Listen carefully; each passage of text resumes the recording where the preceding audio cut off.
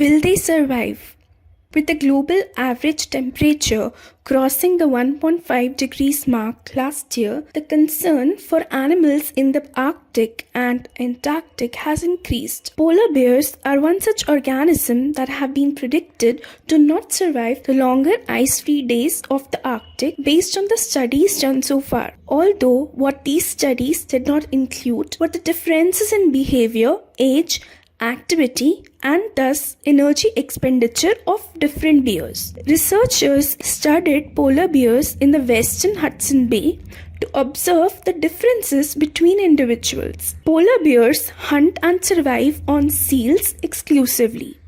During the ice-free period of summers, they spend time on land, which has now increased to around 130 days and is expected to increase in the coming years based on the changes in the climate due to global warming. The scientists hypothesized that adult polar bears, which have larger mass and more fat than females and younger bears, would be able to hibernate and conserve energy when on land, while the younger bears would spend more time looking for and eating food that are available on the land in the absence of seals, with females foraging more as compared to younger adult males because of their smaller size and less fat.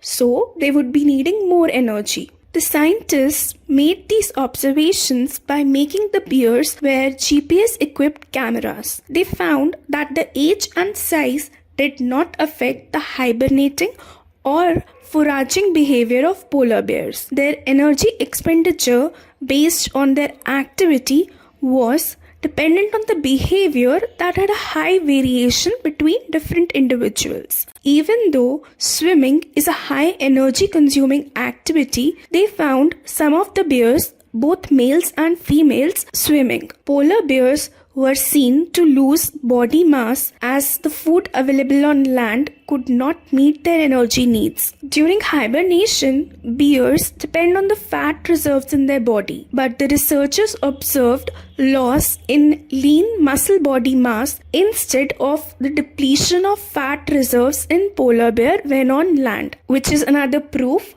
that the bears will not be able to survive for long on land because of eventual starvation. Although it may be too complex to predict the overall behavior and adaptations of bears because of the high variation observed, the study still reiterates what we know. Apes have a sense of humor. Humorous behavior like joking and teasing without harming the other individual seems to increase bonding amongst individuals. Even infants as young as 8 months of age who haven't even begun speaking show a teasing behavior like offering their toys and then pulling it back or taking something the moment you want to use it. Guess what? Such behavior is not just seen in humans but also great apes like bonobos, gorillas, orangutans, and chimpanzees. Scientists in University of California recorded 4 different great ape species, and with the 75 hours of video footage that they got, they observed signs of playful teasing that is neither aggression or play. They described this behavior as being one-sided and involved one individual targeting another specific individual. This mostly involved poking, hitting, or pulling hair in the case of orangutans. Unlike this kind of behavior being observed in human siblings and friends, in the great apes, the younger ones engaged with adults to show such playful teasing. But why study teasing in apes? Humor is a behavior that utilizes a lot of mental ability, like judging a situation, prediction of others' response, and seems to be a way for bonding amongst individuals. Presence of this behavior in apes who share a common ancestor with humans indicate that this humorous behavior evolved some 13 million years ago. Similar studies can help us in better understanding of evolution of other behaviors, including emotions.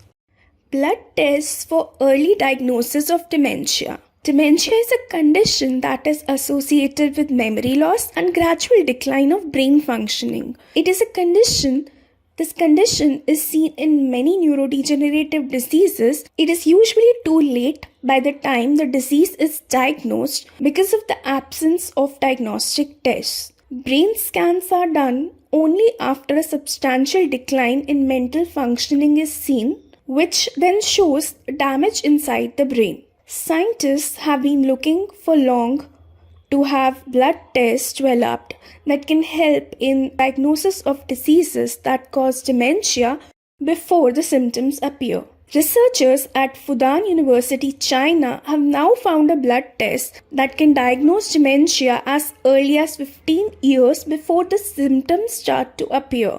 They looked at some 52,000 human samples which were taken from the UK Biobank, identified around 1,400 individuals that had developed dementia when followed after 14 years. Using this data, they could find 4 different proteins in the blood that were found to have increased in individuals that developed dementia 14 years before they developed it. We can therefore hope for a blood test to be available once this study is tested and repeated again for consistency and robustness.